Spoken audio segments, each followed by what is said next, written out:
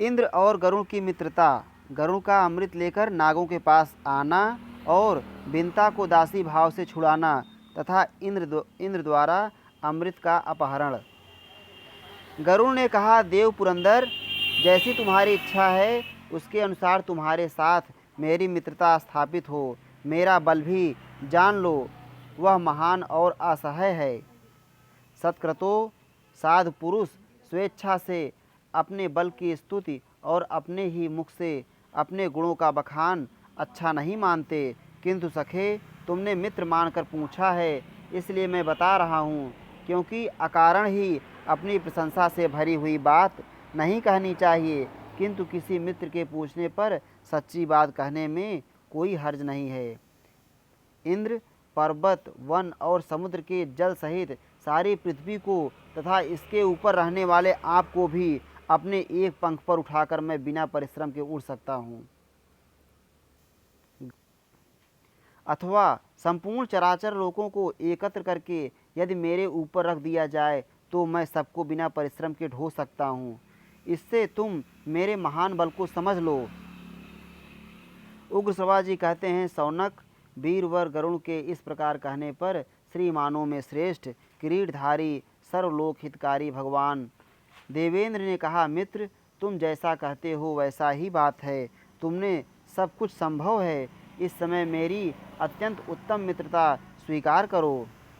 यदि तुम्हें स्वयं अमृत की आवश्यकता नहीं है तो वह मुझे वापस दे दो।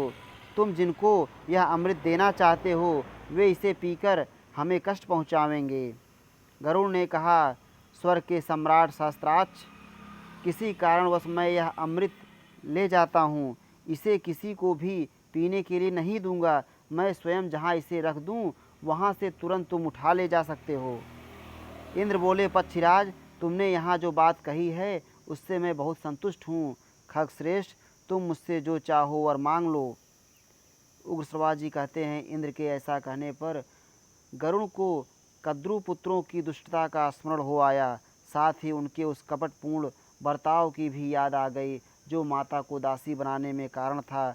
अतः उन्होंने इंद्र से कहा, इंद्र, यद्यपि मैं सब कुछ करने में समर्थ हूँ तो भी तुम्हारे इस याचना को पूर्ण करूँगा कि अमृत दूसरों को ना दिया जाए। साथ ही तुम्हारे कथनानुसार यह वर भी मांगता हूँ कि महाबली सर्प मेरे भोजन की सामग्री हो जाएं। तब दानव शत्रु इंद्र तथास्तु कहकर योगीश्वर देवाधिदेव परमात्मा श्रीहरि के पास गए। श्रीहरि ने भी गरुड़ की कही हुई बात का अनुमोदन किया।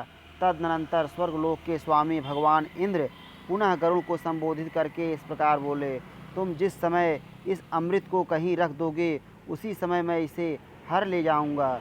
ऐसा कहकर इंद्र चले गए। फिर सुंदर पंख वाले गरुड़ तुरंत ही अपनी माता के समीप आ पहुँचे। तदनंतर अत्यंत प्रसन्न से होकर वे समस्त सर्पों से इस प्रकार बोले, पन्नगों, मैंने तुम्हारे लिए यह अमृत ला दिया है, इसे कुशों पर रख देता हूँ। तुम सब लोग स्नान और मंगल कर्म स्वस्थ वाचन आदि करके इस अमृत का पान करो। अमृत के लिए भेजते समय तुमने यहाँ बैठकर मुझसे जो बातें कही थीं उनके अनुसार आज से मेरी ये माता दासीपन से मुक्त हो जाएं, क्योंकि तुमने मेरे लिए जो काम बताया था उसे मैंने पूर्ण कर दिया है।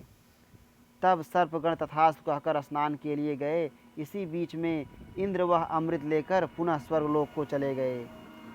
इसके अनंतर अमृत पीने की इच्छा वाले सर्प स्नान, जप और मंगल कार्य करके प्रसन्नतापूर्वक उस स्थान पर आए जहाँ कुश के आसन पर अमृत रखा गया था। आने पर उन्हें मालूम हुआ कि कोई उसे हर ले गया। तब सर्पों ने यह सोचकर संतोष किया कि यह हमारे कपटपूर्ण बर्ताव का बदला है। फिर यह समझकर कि यहाँ अमृत रखा गया था इसलिए संभव है इसमें उसका कुछ अंश लगा हो, सर्पों ने उस समय कुशों को चाटना शुरू किया। ऐसा करने से सर्पों की जीभ के 2 भाग हो गए। तभी से पवित्र अमृत का स्पर्श होने के कारण कुशों की पवित्री संज्ञा हो गई। इस प्रकार महात्मा गरुड़ ने देवलोक से अमृत का अपहरण किया और सर्पों के समीप तक उसे पहुँचाया। साथ ही सर्पों को द्विजिह्व 2 जिह्वाओं से युक्त बना दिया। वो 2 जीभ वाले हो गए। उस दिन से सुंदर पंख वाले गरुड़ अत्यंत प्रसन्न हो अपनी माता के साथ रहकर वहाँ वन में इच्छा अनुसार घूमने फिरने लगे। वे सर्पों को खाते और पक्षियों से सादर सम्मानित होकर अपनी उज्ज्वल कीर्ति चारों ओर फैलाते हुए माता विंता को आनंद देने लगे। जो मनुष्य इस कथा को श्रेष्ठ द्विजों की उत्तम गोष्ठी में सदा पढ़ता अथवा सुनता है, वह पक्षीराज महात्मा गरुड़ के गुणों का गान करने से पुण्य का भागी होकर निश्चय ही स्वर्गलोक में जाता है। इस श्री महाभारते आदि पर्वणि आस्तिक पर्वणि सौपर्णे चतुस्त्रिंशो अध्याय। इस प्रकार श्री महाभारत आदि पर्व के अंतर्गत आस्तिक पर्व में गरुड़ चरित्र विषयक 34वां अध्याय पूरा हुआ। श्री राधा वल्लभ लाल की जय।